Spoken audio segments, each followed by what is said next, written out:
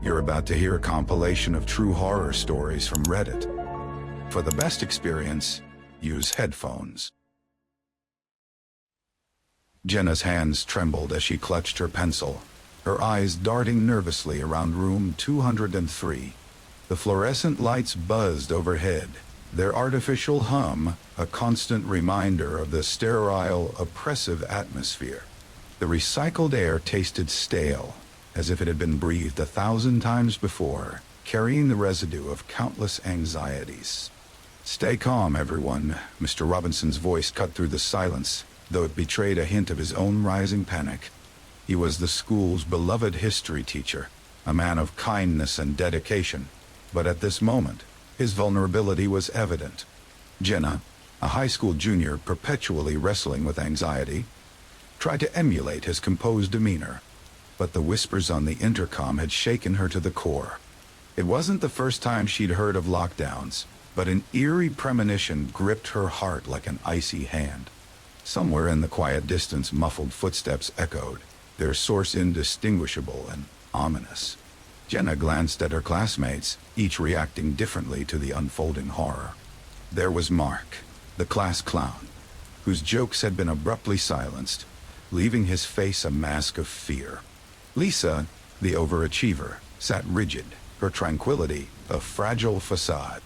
James, the loner, peered out the window with a sharp intensity, as if trying to decipher the mystery beyond the glass. Mr. Robinson moved to the center of the room, his eyes scanning the frightened faces before him. "Let's stay together. We'll be okay," he assured them, though his words felt hollow. As the minutes stretched into an eternity, the whispers from the intercom became more frequent, more personal. The voice, cold and calculating, seemed to know intimate details about each student, secrets they thought were safe.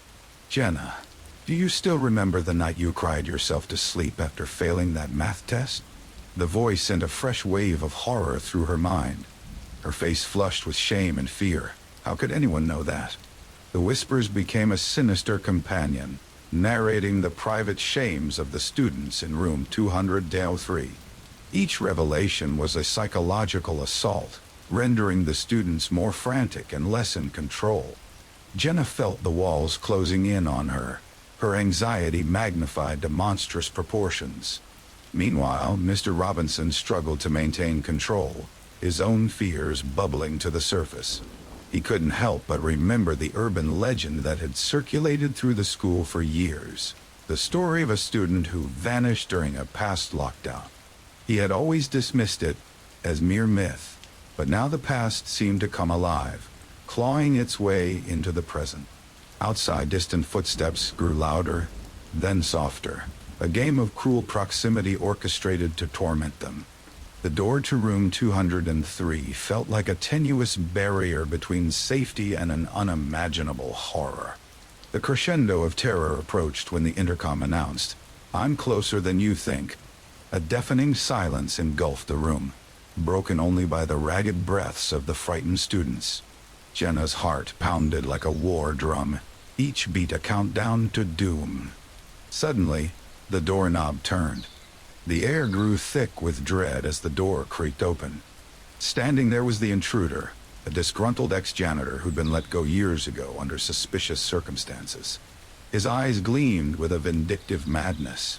With a swift motion, Mr. Robinson stepped forward, placing himself between the intruder and his students. "Stay back," he commanded, though his voice wavered. The showdown that ensued was a desperate struggle of wits and survival. Jenna, drawing on her knowledge of the school's history, remembered the hidden storage room behind the teacher's desk. She directed her classmates to hide there, taking a bold stance to distract the intruder. Using the lockers and desks as improvised weapons, Jenna managed to disarm the intruder with sheer courage and cunning. The police, finally alerted by the chaos, stormed in, apprehending the ex-janitor and bringing the tense ordeal to an end. The students of room 203 were herded outside, their ordeal over, but the psychological scars freshly inflicted. Jenna, though hailed as the hero, found no respite from the whispers that now haunted her mind. The urban legend seemed less of a myth and a more sinister truth hiding in the school's shadows. As she walked home later that day, Jenna couldn't shake the feeling that the real terror was far from over. The whispers echoed in her thoughts. Was it just a story? Or is there something more sinister at play? Every creak, every rustle, became a reminder of the day that turned room 203 into a chamber of horrors. The incident was etched into their minds, an indelible mark of fear and survival. It was an ordinary Tuesday morning in Mrs. Kilpatrick's English class, or so we believed. She had called in sick, and we were greeted by a stranger with unsettling eyes and a chilling demeanor. He introduced himself as Mr. Thorne, but there was something about his voice that set our nerves on edge. Jamie noticed it first, the subtle click of the lock turning behind us. His smile, eerie and deliberate, sent a shiver down her spine. The blinds were drawn tightly, blotting out any connection to the world outside. The buzz of the old radiator added a claustrophobic layer to the suddenly oppressive classroom. Jamie, a high school junior, had always been the protector of her group, a role she assumed out of a guilt-ridden past. She could never forget the day her younger sibling faced a bully alone, a scar on her soul that drove her every action. Today, as Mr. Thorne's eyes scanned the room with malicious intent, Jamie felt an all-too-familiar fear gripping her, but she knew she had to stay composed for her friend's sake. The first minute of the lesson passed without incident, but then Mr. Thorne's tone shifted. His voice became a low, calculated murmur. "I'm here to teach you something you'll never forget," he said, the smile never leaving his lips. The fluorescent lights above flickered, casting unsettling shadows on the walls. Jamie shot nervous glances at her classmates. They were all feeling it, the creeping sense that something was terribly wrong. Tommy, the class clown, was uncharacteristically silent, tapping his fingers on his desk in an erratic pattern. Kelly, the quiet bookworm, was biting her lower lip, her eyes darting around the room. And Mark, the star athlete, clenched his jaw, every muscle in his body taut with unease. It all began to make sense when Jamie found a crumpled note underneath her desk. Written in shaky handwriting, it read, "He's done this before." A missing student's name was scribbled at the bottom. Panic coursed through her veins as Jamie tried to keep calm. "Everyone," she whispered to her closest friends, "we're trapped. We need to find a way out or signal for help." Mr. Thorne's lessons were unconventional, to say the least. He made each student stand up and admit their deepest fears and darkest secrets.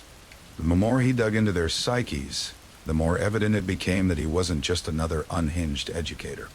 He began recounting the tragic tale of his daughter, who had taken her own life due to relentless bullying, an act for which he held every student in this school responsible.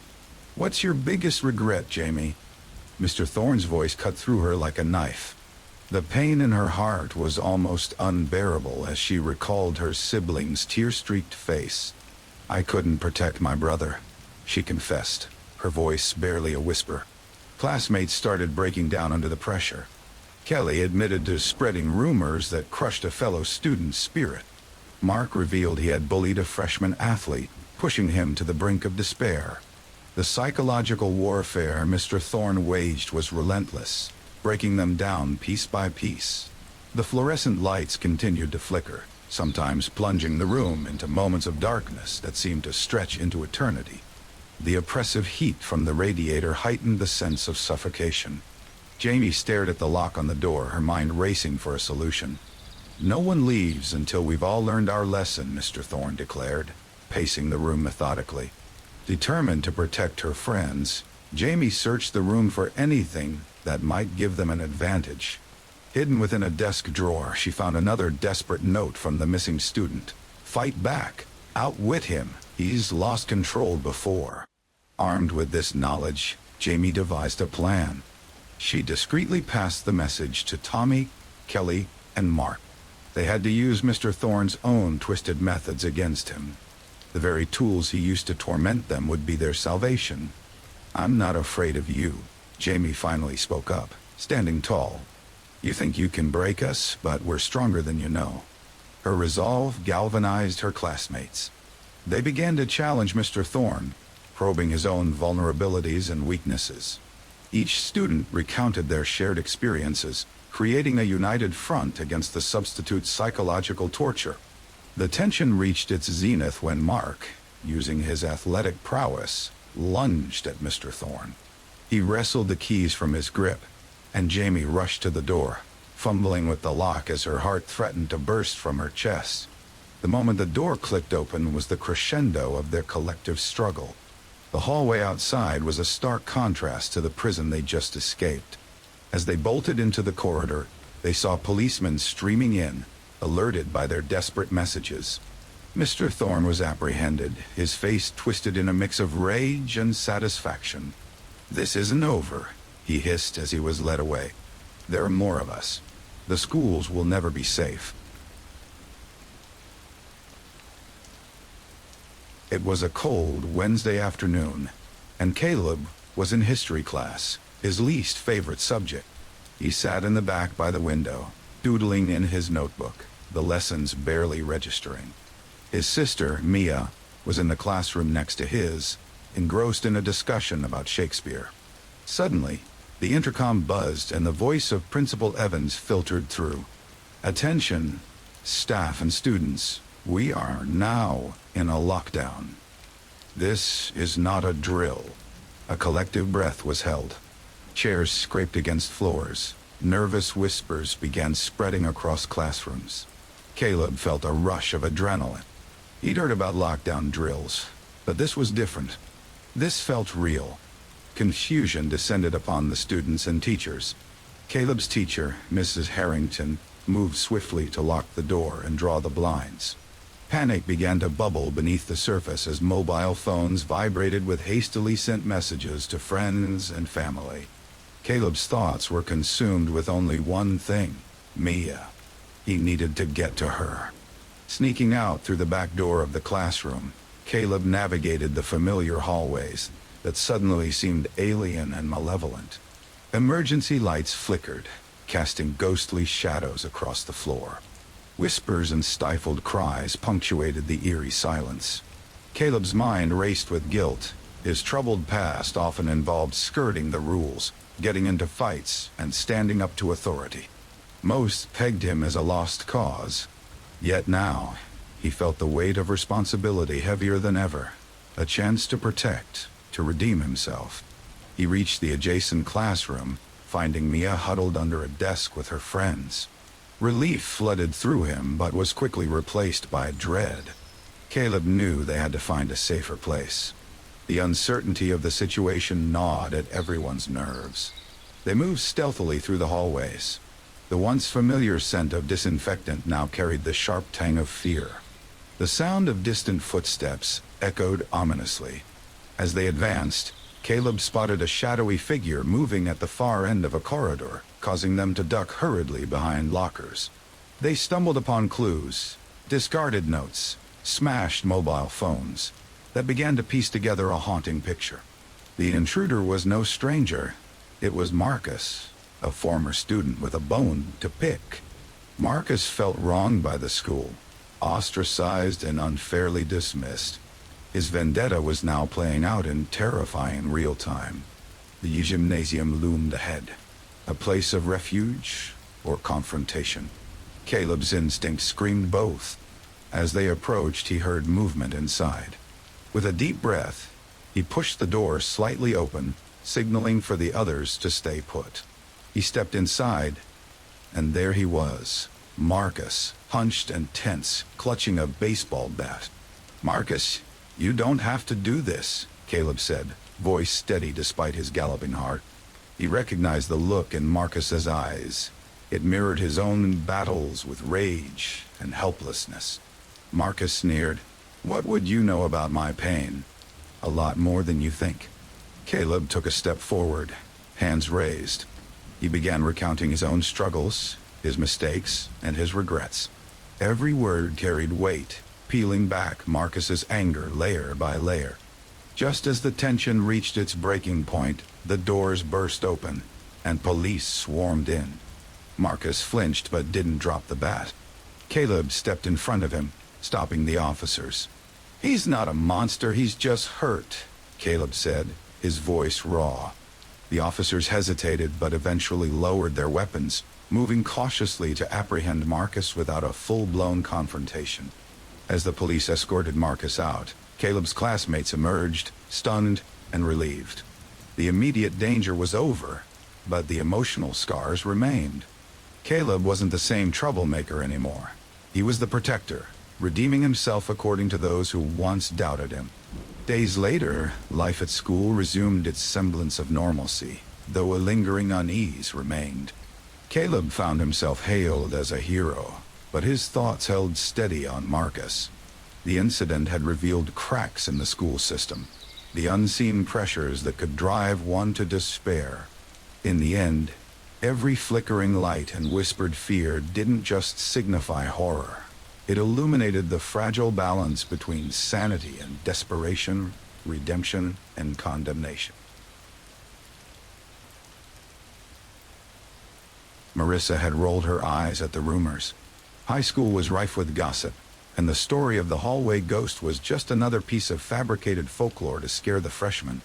However, when the shrill lockdown alarm echoed through the aged hallways unexpectedly, she felt a cold shiver down her spine. This wasn't a drill. The long, dimly lit hallways of Lexington High, with their flickering fluorescent lights, cast an unsettling vibe on normal days. Now, they transformed into something far more sinister. The thin, chilly air seemed to solidify with fear.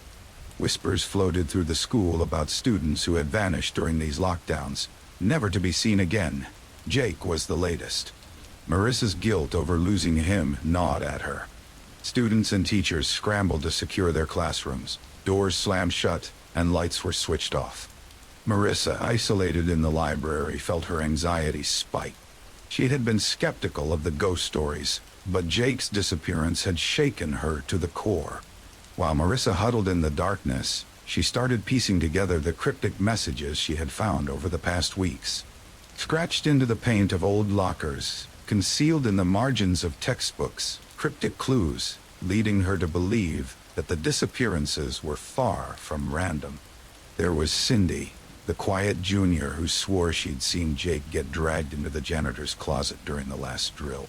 And Charlie, a nervous wreck who claimed the school's custodian, Mr. Grady, had a basement only accessible during lockdowns. But who would believe kids about a ghost janitor? Marissa decided to take matters into her own hands. She managed to find Cindy and Charlie in the darkened school, whispering hurriedly between breaks in the alarm. The fear in their eyes mirrored her own, binding them together in a desperate pact. They would uncover the truth. With great trepidation, they navigated the labyrinthian hallways towards the janitor's closet. Each flicker of the fluorescent lights above heightened the tension, their footsteps echoing forlornly. Mr. Grady was always lurking around the corner, his heavy breathing presence felt rather than seen. Marissa found hidden notes in textbooks, meticulously detailing the location of a trapdoor beneath the linoleum tiles of Mr. Grady's closet. These notes were from those who never returned, she realized with a chill. The last clue led to the boiler room, an underground maze of pipes and shadows, where the air hung heavy with the stench of bleach and decay. Marissa, Cindy, and Charlie ventured deeper into the bowels of the school, finally uncovering a hidden door that led to a basement bunker. What greeted them was worse than any ghost story. Rows of metal gurneys lined the basement, each bearing the name tag of a missing student. Bottles of chemicals and surgical instruments gleamed in the low light. Mr. Grady stood at the far end, donned in a blood-stained apron, his twisted grin illuminated in the dim glow. He spoke casually about his experiments, his voice like nails on a chalkboard. You see, a perfect student doesn't just happen. It requires adjustments. Summoning every ounce of bravery, Marissa hatched a plan. Using a discarded container of bleach, she created a makeshift smoke bomb, tossing it into Mr. Grady's face. Amid the chaos, she and her friends pried open the metal doors, freeing Jake and the other prisoners. Sirens blared, but this time they were from police cars. Officers swarmed the basement, securing the scene as paramedics ushered out the traumatized students. Mr. Grady's sick grin was wiped clean when cuffs clamped around his wrists. Marissa's bravery didn't go unnoticed. The school board implemented immediate security changes, ensuring such horrors could never happen again. Yet, as Marissa cleaned out her locker, she found a note stuck to the door. A final message from Mr. Grady. "This isn't over. I had help." The chilling realization settled over her. The conspiracy had deeper roots. The true horror lurks still, cloaked in the ordinary, biding its time. And that was far more terrifying than any ghost. The school corridor hummed with the usual end-of-day chatter when the piercing lockdown alarm shattered the monotony. Eyes widened, hearts raced, but Ethan, ever the intrepid school newspaper editor, found himself ensnared by curiosity. The small office where he interviewed teachers now seemed an oppressive labyrinth. He ducked behind the principal's large mahogany desk, swiping through a sheaf of papers until his fingers settled on a manila folder conspicuously labeled. Ethan's heart thudded louder than the blaring alarm. Inside the folder, grainy photographs showed victims, students and locals, people who had supposedly died in unconnected accidents. The same name appeared repeatedly in confidential police reports, subtly linking one man to their deaths, Principal Walters. The walls of the office now felt like they were inching closer, their shadows dancing menacingly as the fluorescent lights flickered. Ethan had never trusted authority. His backstory was one of wrongful accusations, an unfair trial for something trivial as a child. This history steeled him with a fierce resolve to unearth the real. The school's usually bustling hallways became suffocating and eerily quiet. Each closed door loomed like a sentry, and flickering lights cast ghastly shadows in the corners. The narrative's tension built as Ethan meticulously gathered evidence, his encounters with Mr. Walters teetering on a tightrope of unveiled threats and veiled intentions. The facade of the affable principal shattered fragment by fragment as Ethan delved deeper. The walls of Mr. Walters' office were adorned with accolades, framed degrees, and smiling photographs that now seemed grotesque masks, hiding a sinister truth. Yet, it was the basement, a place students dreaded, that held the most horrifying revelations. The flickering bulbs cast erratic shadows as Ethan descended, every creak echoing in the silence. What greeted him was beyond his worst nightmares. Hidden compartments with carefully cataloged trophies from each victim, lockets, buttons, and eerie personal effects. The cold, damp air was thick with dread. He found the bodies next, carefully preserved in a chilling mockery of peace. His stomach churned, fear gripping his entire being. Suddenly, a shadow moved. Ethan froze, his breath hitching. From the gloom, Mr. Walters emerged with a knife, its blade glinting in the limited light. The principal's expression, ever calm, now twisted into something monstrous. "What makes you think you can expose the truth, Ethan?" Walters said, in a voice as cold and indifferent as death itself. "No one would ever believe a troublemaker like you." A desperate chase began in the claustrophobic confines of the basement. Ethan's mind raced, recalling every lock, every hideaway he had discovered in his years at the school. It was his profound knowledge of the school's labyrinthine layout that kept him one step ahead. Blood pounded in his ears as he ducked into a disused janitor's closet, hastily sending a message to the local police with his phone. "Principal's basement. Murders. Hurry!" Walter's footsteps echoed, a chilling metronome of impending doom. In a momentary lapse, the principal mistook Ethan's trail, allowing the boy a fleeting moment to escape. Sweat dripped from Ethan's brow, mingling with dust as he emerged from his hiding place, hurtling towards the exit. Moments later, the wail of sirens shattered the night. Police stormed in with blinding lights and barking commands. Mr. Walters' monstrous masquerade came to an end under the harsh glare of reality. Ethan, breathless and battered, emerged as the unlikely hero, his discoveries unfolding in ghastly revelations. The school community reeled, students and parents aghast as the dark truth surfaced. Ethan's bravery ignited a firestorm of changes, with stringent safety protocols and enhanced background checks instated. Yet, even as he tried to return to normalcy, the words of Mr. Walters haunted him, like a sinister echo in the stillness of the night. Ethan returned to school a heralded figure, yet the accolades felt hollow. One day, while placing his new award in the school's trophy cabinet, he noticed something chilling, a final note scrawled in nauseatingly familiar handwriting. "I wasn't working alone. You'll never uncover the whole truth." Ethan's blood ran cold. He glanced around, the familiar faces now shadows concealing dark secrets. He knew then, terror was a cycle, and his nightmare was far from over. The lurking danger had merely changed its mask, biding time in the corridors of purported innocence, ready to strike again.